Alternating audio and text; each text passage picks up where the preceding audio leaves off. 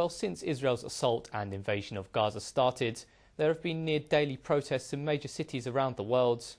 One of the biggest took place in London last week, but there are also a number of other smaller protests taking place every day. Islam Channel News went down to one of the more unusual protests at events in the Middle East, at the School of Oriental and African Studies in central London.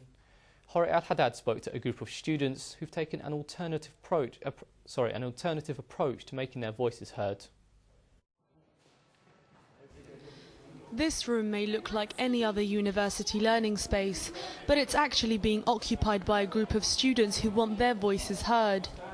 Since yesterday, the students have locked themselves in and have promised that they will not leave until their university releases a statement condemning Israel's attacks in the Gaza Strip.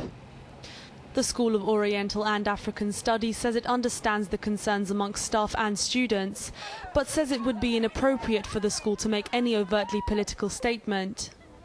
Hanan Hamdouna from Beit Lahia in Gaza says that's not good enough. The director of the university has refused to officially put out a statement that condemns the massacres that are happening in Gaza. And we understand that he's a president of a university that is very diverse. We have Israelis, we have Palestinians, we have people from everywhere. So that's why we're doing this. We're trying to express the opinions of SOAS students and also other students. I'm not a SOAS student. I'm from Richmond, the American International University, and I'm taking part of this. I'm Palestinian, I'm from Gaza, and I highly respect what's going on here. I've been here for about 20 minutes and they have been under enormous pressure to stop what they are doing. And this is why we call the news agencies to come, because we want our voices to be heard. That the massacres happening in Gaza need to be condemned internationally by university directors and by students worldwide. The students say that through this protest they hope to raise awareness over the Gaza crisis and in the greater scheme of things make a larger impact by inspiring others around the world to take a similar course of action.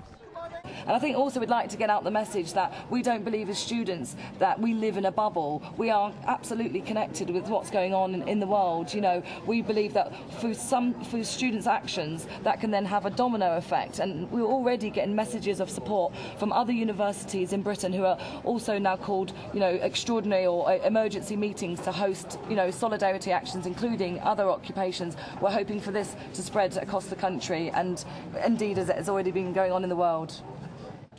The group is also calling for other terms to be met by the university, including a removal of an exhibition hosted by the Ministry of Defence that they say glorifies war.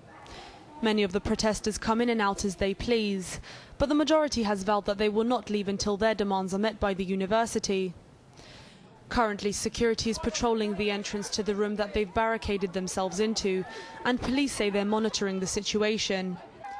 According to reports, a similar protest will be held at the London School of Economics tomorrow.